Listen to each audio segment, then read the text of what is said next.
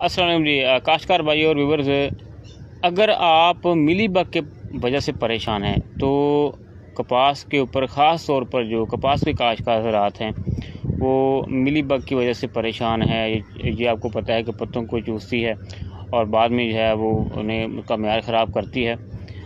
तो ये आप देख सकते हैं कि कोस्ट के नाम से जो प्रोडक्ट है ऑयल ग्रुप की, आप इसे इस्तेमाल कर सकते हैं। बहुत अच्छे रिज़ल्ट हैं इसके। कपास के ऊपर कपास के काश्तकार ज़राअत के लिए ख़ास तौर पर जो है ये कारआमद है। तो काश्तकार ज़राअत जो हैं कपास वाले ख़ास तौर पर वो इसे इस्तेमाल कर सकते हैं और ये 500 ml जो है फ़ी एकड़ के हिसाब से इसे आप इस्तेमाल कर सकते हैं।